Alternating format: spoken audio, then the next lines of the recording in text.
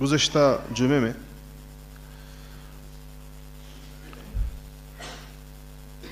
اس بات پر بات ہوئی تھی کہ ہم یکم ہجری میں چل رہے تھے، ہجرت کے پہلے سال میں کون سی اہم باتیں، واقعات، کیا چیز پیش آئی. اور گزشتہ جمعے میں نے مواخات کا ذکر کیا تھا. مواخات اپنے مہاجر بھائیوں کو سنبھالنے کے لیے انصار کی میزبانیوں اور ان کی طرف سے ہمدردی اور خیر خواہی اور بھائی بندی کا جو رشتہ رسول اللہ صلی اللہ علیہ وسلم نے قائم فرمایا اس کو کہتے ہیں. اور مواخات کا مطلب ہے ایک دوسرے کا بھائی بن جانا، ایک دوسرے کے ساتھ اخوت کے رشتے کو استوار کرنا. یکم ہجری میں جو ایک اور اہم ترین چیز آئی، جس کو شاید آج ہم لوگ کوئی معمولی چیز سمجھتے ہوں، یا معمولی نہ صحیح تو عام بات سمجھتے ہیں، حالانکہ اس کی شریعت میں اہمیت کا اندازہ اس بات سے ہوتا ہے کہ اللہ جل شانہ نے اس کو مشروع یعنی شریعت کا حصہ کس طریقے کے ساتھ بنایا. اور وہ چیز ہے اذان. ہمارے ہاں بعض لوگ غلطی سے اس کو آذان کہتے ہیں. یہ لفظ اذان ہے، آذان نہیں. آذان عربی کے اندر اذن کی جمع ہے. اذن کان کو کہتے ہیں، کانوں کی جمع ہو تو اس کو آذان کہتے ہیں، آذان. اور یہ جو لفظ جو ہم ندا دیتا ہے، مؤذن اللہ کی جانب پکارتا ہے، اس کو اذان کہا جاتا ہے. یعنی نماز قائم ہو گئی. معراج کے موقع پر 5 نمازیں آئیں، اور معراج سے پہلے صبح اور عصر کی نماز یعنی فجر اور عصر کی نماز جو ہے، یہ تو ابتدائے بعثت سے یعنی آپ صلی اللہ علیہ وسلم جب مبعوث ہوئے اس وقت سے فرض تھی. پہلی 2 نمازیں یعنی عصر اور فجر. اور پھر معراج ہوا 10 نبوی کے آس پاس، اس کے اندر 5 نمازیں آ گئیں. اور اس کے بعد شروع کے اندر 2 رکعتیں تھیں، پھر بعد میں سفر کے لیے 2 رکعت باقی رہیں، اور ظہر، عصر اور عشاء کی نمازیں 4 کر دی گئیں رکعتیں. اچھا،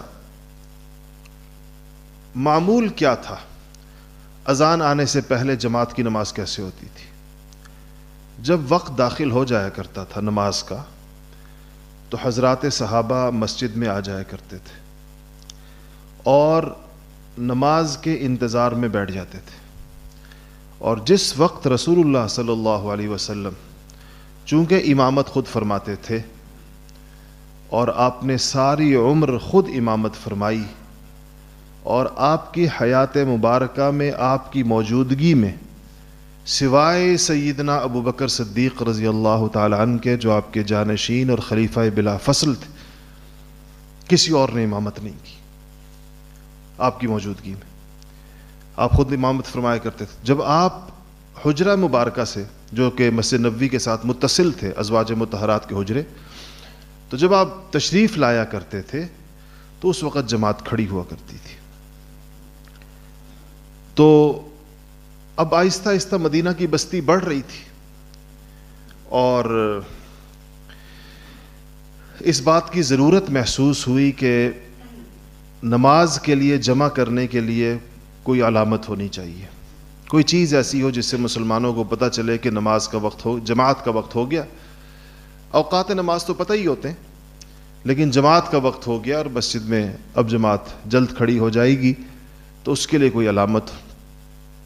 آپ صلی اللہ علیہ وسلم کو اس ضرورت کا احساس ہوا، اور آپ نے حضرات صحابہ کرام رضوان اللہ تعالی علیہ مجمعین سے اس کے اوپر مشورہ طلب کیا. آپ نے پوچھا کیا کیا جائے؟ بعض صحابہ نے کہا کہ ہم ناقوس بجایا کریں گے. ناقوس ایک لکڑی ہوا کرتی تھی جس کو اس زمانے کے نصارہ بھی اپنے گرجوں کے اندر بجایا کرتے تھے. آج کل جس کو گھنٹا کہتے ہیں, بیلز کہتے ہیں, جو گھنٹیاں بجائی جاتی, یا بڑا ایک گھنٹا ہوتا ہے. آپ نے اب بھی دیکھا ہوگا بعض کلیساؤں کے گھنٹے ان کے میناروں سے بلند ہوتی ہیں, ان کی آوازیں دور دور تک جاتی ہیں, خاص انداز کی آواز ہوتی ہے, پہچانی جاتی. یہ قدیم رواج ہے نصارہ کا. ان کی عبادت سے پہلے عبادت کے لیے لوگوں کے جمع ہونے کی ایک علامت ہے. اور کسی نے کہا کہ بوق بجایا کریں گے. بوق ایک قسم کا خاص انداز کا بغل تھا, اور یہ جو ہے یہ اس زمانے کے اندر یہود کا طریقہ یہ تھا کہ وہ اپنی عبادت کے لیے جمع ہوتے ہوئے اس کو بجایا کرتے تھے. اور تو یہ مشورے آئے مختلف قسم کے. کسی نے کہا کہ ایک صورت یہ ہو سکتی ہے کہ کسی بلندی کی جگہ کے اوپر آگ جلا دی جائے تو آگ بھی علامت بن سکتی ہے. تو رسول اللہ صلی اللہ علیہ وسلم نے ان تینوں مشوروں کو پسند نہیں فرمایا. آپ نے فرمایا کہ ایک مشورے میں نصارہ کے ساتھ مشابہت ہے. پہلی صورت کے اندر اگر ناقوس بجایا جائے, بوق بجایا جائے, یا بغل جس کو کہتے ہیں خاص قسم کا بغل ہوتا ہے, تو اس کے اندر یہود کے ساتھ مشابہت ہے. اور اگر آگ جلائی جائے تو اس کے اندر تو خالص مجوسیوں سے اور آتش پرستوں کے ساتھ مشابہت ہے. تو یہ مجلس برخاست ہو گئی بغیر کسی فیصلے کے, جو مشورے کی مجلس تھی. حضرات صحابہ رضوان اللہ تعالی علیہم اجمعین اپنے دل پر اس بات کی فکر لے کر رخصت ہوئے کہ حضور اکرم صلی اللہ علیہ وسلم نے ایک مشورہ مانگا تھا, اور کوئی ایسا مشورہ سامنے نہیں آیا جس پر آپ فیصلہ فرما لیتے. تو اس فکر کے ساتھ صحابہ رخصت ہوئے. اللہ جل شانہ کا ایک معاملہ ہوتا ہے, اور بعض قلوب, بعض دل زیادہ اثر لیتے ہیں کسی بات کا. تو سیرت نگاروں کا, محدثین کا یہ خیال ہے کہ عبداللہ ابن زید رضی اللہ تعالی عنہ پر اس کا سب سے زیادہ اثر ہوا کہ نبی کریم صلی اللہ علیہ وسلم کو ایسا کیا مشورہ دیا جائے جو آپ کے دل کو بھا جائے, جو آپ کو پسند آ جائے, اور جو آپ چاہ رہے ہیں وہ ہو جائے. تو رات کو انہوں نے ایک خواب دیکھا, عبداللہ ابن زید رضی اللہ تعالی عنہ نے. انہوں نے دیکھا کہ ایک شخص ہے جس نے سبز لباس پہنا ہوا ہے, اور اس اپنے سبز لباس کے ساتھ اس شخص کے ہاتھ میں ناقوس ہے, اور وہ گزر رہا ہے. تو کہتے ہیں کہ میں نے اس سے پوچھا کہ ناقوس فروخت کرو گے, بیچو گے؟ اس نے کہا تم اس کو کیوں خریدنا چاہتے ہو؟ یہ خواب کی بات ہو رہی ہے, انہوں نے خواب دیکھا. فرماتے میں نے کہا کہ اس کو بجا کر ہم نماز کے لیے مسلمانوں کو جمع کریں گے. تو اس نے کہا کہ میں تمہیں اس ناقوس کے بجانے سے زیادہ بہتر بات نہ بتاؤں, زیادہ بہتر تدبیر نہ بتاؤں جس سے مسلمان بھی جمع ہو جائیں گے اور ناقوس بھی نہیں بجانا پڑے گا؟ کہتے میں نے کہا ضرور بتاؤ. تو اس نے کہا کہ اس طرح کہو, اللہ اکبر اللہ اکبر,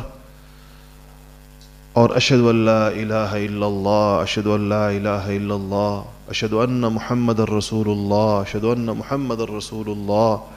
حی علی الصلاۃ حی علی الصلاۃ حی علی الفلاح حی علی الفلاح, اللہ اکبر لا الہ الا اللہ. یہ انہوں نے خواب میں کہا, اور کہا کہ جب یہ اذان دے کر مجھے دکھایا, اور اس کے بعد پھر اس جگہ سے تھوڑا سا ہٹ کر کھڑے ہوئے اور اقامت کہہ کر دکھایا, اور اس اقامت کے اندر قد قامت الصلاۃ کا اضافہ کر دیا. کہتے ہیں صبح ہوئی, عبداللہ ابن زید رضی اللہ تعالیٰ عنہ فرماتے ہیں کہ جب صبح ہوئی تو میں رسول اللہ صلی اللہ علیہ وسلم کی خدمت میں حاضر ہوا, اور میں نے اپنا خواب آپ صلی اللہ علیہ وسلم کو سنایا. تو یہ خواب سنتے ہی آپ نے ارشاد فرمایا کہ ان هذه لرؤیا حق انشاءاللہ,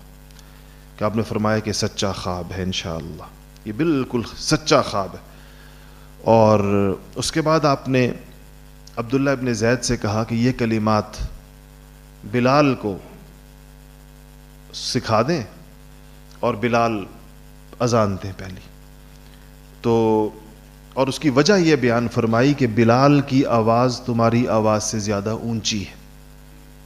اونچی آواز ہے, دور تک جائے گی. اذان کا تو مقصد ہی یہی ہے کہ وہ ہر اس شخص کے کانوں تک پہنچے جس سے نماز پڑھنی. آج کل ایسا دور آ گیا کہ مسلمان اذان کی آواز سے بھی تنگ ہوتے. میں نے سنا ہے, واللہ اعلم, یہ پراپرٹی ڈیلرز کہتے ہیں کہ جو گھر مسجد کے پاس ہوتے ہیں ان کی قیمت کم ہوتی ہے, 30 40 50 لاکھ روپے سستے بکتے ہیں, اس لیے کہ وہاں اذان کی آواز زور سے آتی ہے. مسلمان چاہتے ہیں کہ ہمارے خواب غفلت کے اندر کوئی بھی چیز جو ہے وہ خلل نہ ڈالے کسی بھی طریقے کے ساتھ. شاید ایک وجہ یہ بھی ہو کہ اذان کے علاوہ ایک پریشانی ہے جو جینون ہے, جس میں ہماری قوم کی تربیت کسی بھی صورت میں شاید نہیں ہو سکتی. میں تو کبھی کبھی مایوس ہو جاتا ہوں کہ نماز کے لیے آنے والے لوگ اپنی گاڑیاں مسجد کے پڑوسیوں کے گھروں کے سامنے کھڑی کر دیتے, اور مسجد کے پڑوسی اگر اپنے گھر سے نکل کر جانا چاہیں, اپنے گھر میں آنا چاہیں, اور نمازوں کے اوقات ہوں اور جمعے کا وقت ہو, تو وہ بیچارے تو شاید اپنی گلی میں بھی داخل نہیں ہو سکتے. میں نے کتنا منع کیا ہے یہاں پر, کوئی کتنے جمعے اتنے گزرے جسے میں کہتا ہوں کہ اس گلی کے اندر گاڑی مت کھڑی کریں, گلی میں گاڑی مت کھڑی کریں. ابھی جا کے باہر کا منظر دیکھ لیں, یہی آپ لوگ بیٹھے ہوئے, آپ کی گاڑیاں باہر کھڑی ہوں گی اور گلی کے دونوں کناروں پر کھڑی ہوں گی, اور یہ 20 بار میرے کہنے کے باوجود آپ ٹس سے مس نہیں ہوتے. اگر آپ ابھی جا کر دیکھنا چاہیں تو آپ دیکھ لیں, منظر دیکھ لیں. میں ابھی آ رہا تھا, میں دیکھ رہا تھا منظر, اور ابھی یہ منظر ہے تو آپ سوچیں کہ 1:30 بجے کے بعد کیا منظر ہوگا. اس عالم میں فرض کریں اس گلی کے کسی شخص کو اپنے گھر نکلنا پڑے, کوئی ایمرجنسی نہ ہو, ویسی رستہ مسلمانوں کا حق ہے, سخت وعیدیں ہیں لوگوں کا رستہ بند کرنے کے اوپر, تو جا کے گاڑی دور کھڑی کریں, کسی ایسی جگہ چل کر آئیں. چند قدم اپنے آپ کو چلنے سے بچانے کے لیے ہم لوگوں کو اذیت کے اندر مبتلا کر دیتے ہیں, کہیں بھی کھڑی کر دیں گے. آپ کبھی یہ منظر آپ نے دیکھنا ہو تو جمعے کا سلام پھرتے ہی جا کر باہر گلیوں کا منظر دیکھ لیں, آپ کو پتہ چل جائے گا کہ ہم کتنی مہذب قوم ہیں اور دینی احکامات پر. اور یہ ہمارا دین ہے, یعنی آئے نماز پڑھنے کے لیے اور اذیت کے اندر پورے محلے کو مبتلا کیا ہوا ہے, لوگوں کی گلی بند کی ہوئی ہے, لوگوں کے رستے بند کیے ہوئے ہیں, یہ ہم ثواب کما رہے ہیں. تو اس سے آپ اندازہ لگائیں کہ ہمیں ثواب اور اذیت اور گناہ کے درمیان ہمیں فرق ہی پتہ نہیں ہے. اور چاہے جتنی بار بتاؤ تب بھی ہمیں نہیں پتہ چلتا. یہ نہیں کہ آج میں پہلی دفعہ کہہ رہا ہوں, سال ہو گئے مجھے یہ بات کہتے ہوئے, لیکن میرے کہنے کے باوجود کوئی مطلق اثر نہیں ہوتا کہ اس دن جمعے کے دن جا کر ہم دیکھیں تو کوئی ان آرڈر نظر آئے کہ ہماری ٹریفک ٹھیک ہے. یہ مغربی دنیا نے کیسے یہ سارے معاملات منظم کر لیے, وہاں تو ایسے نہیں ہوتے, یہاں سے گاڑیاں زیادہ ہوتی, اور تصور بھی نہیں ہے کہ کوئی آدمی جو ہے وہ مسجد کے جمعے, مسلمان ہی اگر کوئی کرتے ہوں گے تو انہی کو سب سے زیادہ شاید وہاں پر بھی جرمانے ہوتے ہوں گے. میرے خیال اگر اعداد و شمار نکالے جائیں تو ہم ہی لوگ وہاں بھی یہ کام کرتے ہوں گے. لیکن انہوں نے اپنی لوگوں کو کیسے اس طور پر منظم کر لیا ہے کہ کوئی انسان دوسرے کے لیے باعث تکلیف نہ ہو. یہ تو شریعت کا بنیادی مزاج ہے کہ ایک انسان سے دوسرے انسان کو تکلیف نہ پہنچے, ایک انسان دوسرے انسان کے لیے اذیت کا باعث نہ بنے کسی بھی طور پر. تو خیر, اذان کی بات کر رہا تھا, اس کا احتیاط کرنی چاہیے آپ لوگ جو خاص طور پر ہمارے ہاں چونکہ ذرا گلی ہے, تنگ جگہ ہے, پارکنگ کم ہے, اس کو سوچ لیا کریں. اگر آپ یہ سمجھیں کہ آپ کے پاس گاڑی کھڑی کرنے کی جگہ نہیں ہے تو آپ متبادل ذرائع سے آئیں, آپ کسی اور چیز پر آ جائیں, ٹیکسی پر آ جائیں, کریم پر آ جائیں, اوبر پر آ جائیں, اس صرف یہ سوچ کر کہ میں ایسی جگہ گاڑی نہ کھڑی کروں کہ جس سے کسی اور کو تکلیف ہو. حتیٰ کہ بعض اوقات بالکل یہ جو بیچارے سامنے والے گیٹ ہیں, ان کے گھروں کے سامنے ایسے گاڑی کھڑی ہوتی کہ وہ ادھر سے آ کر آواز لگاتے کہ جی گاڑی ہٹا دیں, ہم نے اپنی گاڑی باہر نکالنی ہے, کوئی صاحب نماز پڑھنے کے لیے آئے ہوئے. تو اس طرح نہیں کرنا چاہیے, ظاہر بات ہے. خیر, تو انہوں نے کہا کہ آپ صلی اللہ علیہ وسلم نے فرمایا کہ یہ حق ہے, اور ان سے کہا کہ یہ اذان جو ہے حضرت بلال کو سکھا دے اور حضرت بلال اذان دے دے. تو پہلی اذان سیدنا بلال رضی اللہ تعالی عنہ نے جب مدینہ میں مسجد نبوی کی چھت کے اوپر چڑھ کر یا حجروں کی چھت کے اوپر چڑھ کر دی تو یہ آواز سیدنا عمر فاروق رضی اللہ تعالی عنہ کے کانوں میں پڑی اذان کی, اور وہ تیزی کے ساتھ تیز تیز قدموں سے چلتے ہوئے مسجد نبوی پہنچے اور کہا کہ یا رسول اللہ, یہی خواب میں نے بھی رات کو دیکھا,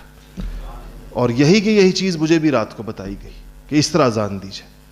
تو حضور اکرم صلی اللہ علیہ وسلم نے فرمایا کہ اس پر حضرت عمر کے الفاظ جو حدیث میں آتے ہیں والذی بعثک بالحق، یا رسول اللہ قسم ہے اس ذات کی جس نے آپ کو حق دے کر بھیجا ہے، جس نے آپ کو اسلام دے کر بھیجا، لقد رأیت مثل، میں نے بھی اسی قسم کا خواب دیکھا جو ان کو دکھایا گیا۔ تو اس پر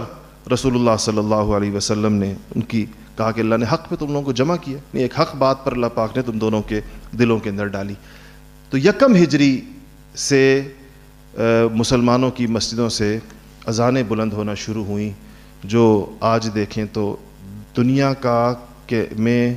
ایک کونے سے لے کر دوسرے کونے تک کوئی وقت ایسا نہیں ہوتا، گزرتا نہیں ہے کہ جب دنیا کے کسی نہ کسی خطے میں اذان نہ دی جا رہی ہو۔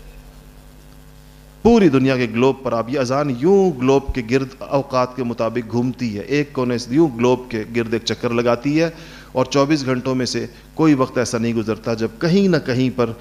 اذان نہ دی جا رہی ہو۔ یہ مسجد نبوی سے اٹھی ہوئی اذان کی برکت دیکھیں اور اللہ جل شانہ کی قبولیت دیکھیں کہ، اور اذان کے کلمات پر کبھی آپ غور کریں، اللہ تعالیٰ کی بڑائی، اللہ اکبر اللہ اکبر، پھر شہادت اشہد ان لا الہ الا اللہ، اشہد ان لا الہ الا اللہ، اللہ تعالیٰ کی وحدانیت کی شہادت، پھر رسول اللہ صلی اللہ علیہ وسلم کی نبوت کی شہادت گواہی کو کہتے ہیں، بہت اونچے درجے کی چیز ہوتی، اشہد ان محمد الرسول اللہ۔ اس کے بعد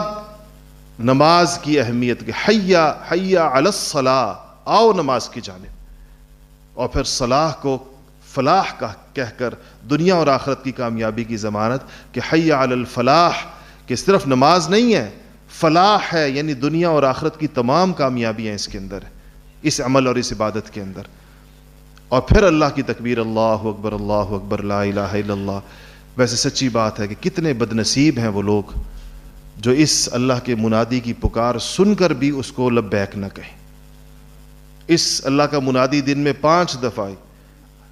یہ آواز لگائے کہ آؤ نماز کی طرف آؤ اور فلاح کی طرف آؤ،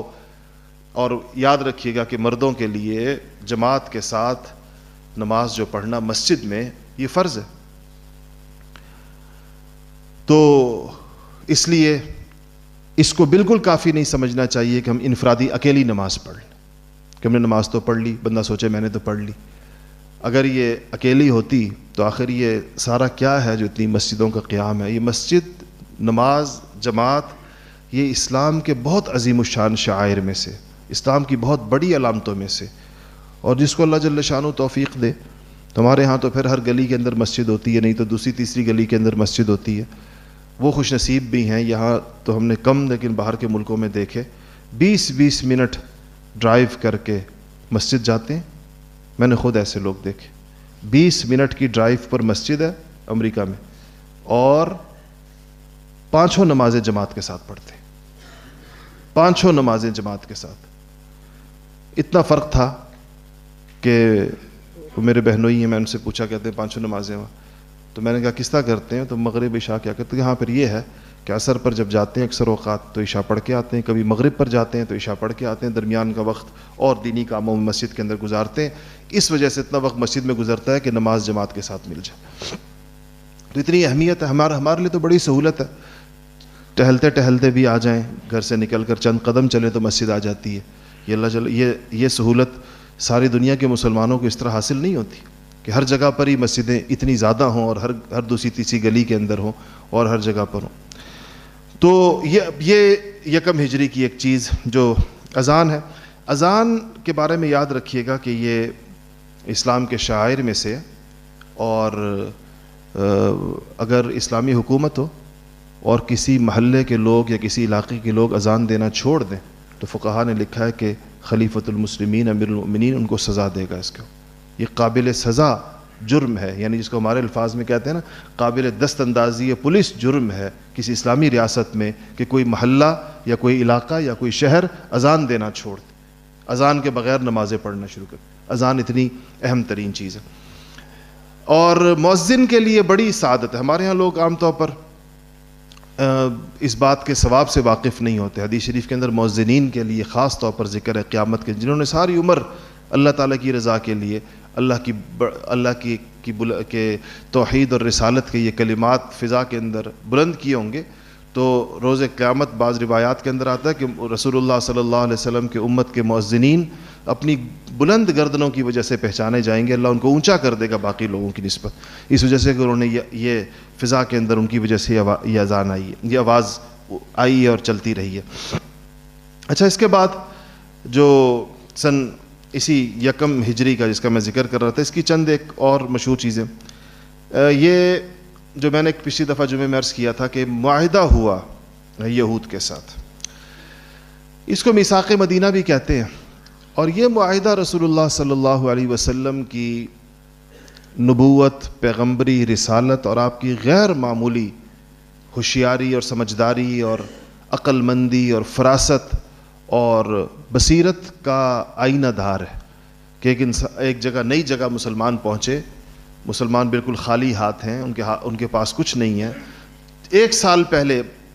بلکہ اگر بالکل آخری اس کو دیکھا جائے تو چند مہینے پہلے انصار مسلمان ہوئے ہیں، ربیع الاول میں ہجرت ہوئی ہے،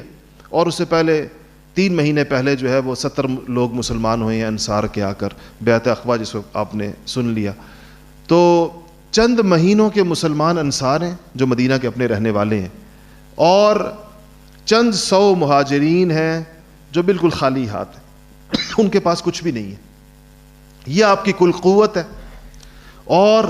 وہاں موجود لوگ کون ہیں؟ وہ مستحکم معاشی اعتبار سے مستحکم یہودی ہیں جو مدینہ میں مدتوں سے رہ رہے ہیں، یثرب میں جو اس وقت تک اس سے پہلے کہلاتا تھا، اور وہ وہاں کی معیشت پر اور وہاں کی زراعت پر، تجارت پر اور زراعت پر، دونوں پر مکمل طور پر حاوی ہیں۔ بہت بڑے بڑے باغات بھی ان کے ہیں، بڑی کھجوروں کی پیداوار بھی ان کی ہے، اور مدینہ کے بازار کے اندر بھی یہودیوں کی دکانیں ہیں، اور وہ اس میں بہت ٹھیک پورے بازار پر ایک طرح سے یہودیوں کا، کیونکہ انصار میں تجارت کی نسبت زراعت زیادہ تھی، جو انصار معیشت زیادہ تر زراعت سے وابستہ تھی، تو پھر بازار بھی یہودیوں کے پاس تھے۔ اب ان یہودیوں کو اس وقت گویا کہ ایسی پوزیشن کے اوپر لے کر آنا ہے کہ جب تک اسلام اپنی جڑیں مضبوط کرے اور یہاں سے ایک مضبوط نظام یہاں پر قائم ہو جائے، اس وقت تک ان کی طرف سے اندرونی طور پر کوئی ایسا خطرہ نہ ہو کہ یہ اندرونی خطرہ باہر کے قریش کے بیرونی خطرے کے ساتھ مل کر مسلمانوں کے لیے اس نوزائیدہ اور نئی ریاست کے اندر ان کے لیے اسلام کے نظام کے قدم جمانے کے اندر وہ رکاوٹ بن جائے۔ یہ اس وقت کی ضرورت تھی کہ ان کو قریش کے ساتھ گٹھ جوڑ کرنے کے قابل یا گٹھ جوڑ کرنے کی ان کو اجازت نہ دی جائے۔ یہ دونوں مل کر بہت کچھ کر سکتے تھے۔ 3 مشہور قبائل تھے، ذکر ان کا ہوتا رہتا ہے، بنو نذیر تھے، بنو قینقاع تھے، بنو قریظہ تھے، اور بھی قبائل اور بھی تھے، صرف 3 نہیں تھے، اور بھی تھے، ان کے نام بھی اس معاہدے کے اندر لکھے ہوئے ہیں، ساروں کے نام بنا، سب کو معاہدے کے اندر لے لیا گیا۔ اور اس معاہدے کی کچھ شقیں میں آپ کو پڑھ کے سناتا ہوں تاکہ آپ کو اندازہ ہو کہ معاہدہ کیا تھا۔ یہ اس کی ساری تو نہیں ہے، لیکن جو اس کے اہم شقیں ہیں، بعض چھوٹی شقیں اس میں چھوڑ دی گئی ہیں، کہ اس میں لکھا گیا کہ بسم اللہ الرحمن الرحیم، آپ نے کہ یہ تحریری عہد نامہ ہے جو نبی امی صلی اللہ علیہ وسلم کی طرف سے مسلمانان قریش اور یثرب کے مسلمان اور یہود کے درمیان اور یہود کے جو مسلمانوں کے تابع ہوں یا ان کے ساتھ الحاق چاہیں، اور لکھا کہ ہر فریق اپنے اپنے مذہب پر قائم رہ کر ان امور کا پابند ہوگا۔ اچھا، ایک بات یاد رکھیے گا کہ یہ معاہدہ آپ سن لیں اور آپ پھر اندازہ لگائیں گے کہ اس معاہدے کی خلاف ورزی کس کی طرف سے آگے چل کر آئیں گی، وہ آگے چل کر آپ وہ غزوات سنیں گے جو انہی قبائل کے ساتھ ہوئی ہیں، بنو قریظہ کے ساتھ ہوئیں، بنو نذیر کے ساتھ ہوئیں، بنو قینقاع کے ساتھ ہوئیں۔ تو کیوں ہوئیں جب معاہدہ ہو گیا تھا؟ تو اس میں آپ کو پتہ چلے گا کہ اس معاہدے کی خلاف ورزی یہود نے کی، اور جس طرح ان کی عادت ہے، ان کی سرشت ہے، تو ان کی طرف سے خلاف ورزی ہوئی۔ پہلے یہ کہا کہ قصاص اور خون بہا کے جو طریقے چلتے چلے آ رہے ہیں، پہلے سے جو طریقے چل رہے ہیں قصاص کے اور خون بہا کے، وہ عدل اور انصاف کے تقاضوں کے ساتھ بدستور قائم رہیں گے، اسی پر عمل کیا جائے گا جو آلریڈی جو ایک سسٹم جو ہے وہ چل رہا ہے اس میں۔ اور لکھا کہ پہلا شق یہ، ہر گروہ کو عدل اور انصاف کے ساتھ اپنی جماعت کا فدیہ دینا ہوگا، یعنی جس قبیلے کا جو قیدی ہوگا اس قیدی کے چھڑانے کے لیے فدیے کا دینا اسی قبیلے کے ذمے ہوگا۔ کہیں جنگیں ہوئیں اور کوئی قیدی ہو گیا اور قیدی چھڑائے جاتے تھے بعد میں، تو ہر قبیلہ اپنے قیدی ظاہر پیسے دے کر چھڑانا ہوتا ہے، تو اگر جس قبیلے کا قیدی ہے وہ خود ہی قبیلہ پیسے جمع کرے گا اور اپنے قیدیوں کو چھڑائے گا، یعنی ایک قبیلے کے قیدی کو چھڑانے کے پیسے دوسرے قبیلے کے اوپر نہیں آئیں گے۔ تیسرا معاہدہ یہ تھا کہ ظلم اور فساد کے مقابلے میں سب متفق رہیں گے، اور اس بارے میں کسی کی رعایت نہیں کی جائے گی، اگرچہ وہ کسی کا بیٹا ہی کیوں نہ ہو، چاہے کسی قبیلے کے سردار کا بیٹا ہو یا کسی کا بیٹا ہو، ظلم اور فساد کے اندر جو ہے کسی کا ساتھ نہیں دیا جائے گا۔ پانچواں یہ تھا کہ ایک ادنا مسلمان، عام مسلمان کو پناہ دینے کا ویسے ہی حق ہوگا جیسا کہ ایک بڑے مرتبے کے مسلمان کو حق ہے، یعنی اگر کسی بڑے مرتبے کے مسلمان نے، ابو بکر صدیق رضی اللہ تعالیٰ عنہ نے، عمر فاروق نے اگر کسی کو پناہ دے دی اور ان کی پناہ کو تسلیم کیا جاتا ہے، تو اگر بلال نے بھی کسی کو پناہ دے دی تو اس کی پناہ کو بھی تسلیم کیا جائے گا، اس شخص کو بھی پناہ کے اندر متصور ہوگا جس کو کسی نے بھی پناہ دے دی۔ لکھا کہ جو یہود مسلمانوں کے تابع ہو کر رہیں گے ان کی حفاظت مسلمانوں کے ذمے ہوگی، یہود کی حفاظت مسلمانوں کے ذمہ ہوگی، ان پر نہ کوئی ظلم ہوگا اور نہ ان کے مقابلے میں ان کے دشمن کی مدد کی جائے گی، یعنی ان یہودیوں پر بھی اگر کسی نے حملہ کر دیا تو مسلمان ان کا دفاع کریں گے۔ کسی کافر اور مشرک کو، چاہے وہ یہودی ہو، کافر ہو، مشرک ہو، اس کو یہ حق نہیں ہے کہ مسلمانوں کے مقابلے میں کسی قریشی کی کسی جان یا مال کو پناہ دے سکے یا قریشی اور مسلمانوں کے مابین حائل ہو۔ اگر کوئی قریشی آیا جو کافر ہوگا، جو مشرک مکہ کا، تو یہودی ان کو پناہ نہیں دیں گے اور ان کو اپنے ساتھ نہیں رکھیں گے، اور اگر مسلمانوں اور قریش کے درمیان جنگ آ گئی کسی وجہ سے تو یہودی درمیان میں حائل نہیں ہوں گے اس کے۔ جنگ کے وقت اگر جنگ آ گئی تو یہود کو جان و مال کے ساتھ مسلمانوں کا ساتھ دینا ہوگا، مسلمانوں کے خلاف مدد کی اجازت نہیں ہوگی، یہودی کسی مسلمان کے خلاف کسی حملہ آور کی مدد نہیں کر سکیں گے۔ نویں شق، نبی کریم صلی اللہ علیہ وسلم کا دشمن، کوئی دشمن اگر مدینے پر حملہ کرے گا تو یہود پر نبی کریم صلی اللہ علیہ وسلم کی مدد کرنا لازم ہوگی۔ ظاہر ہے ادھر سے حفاظت کی اگر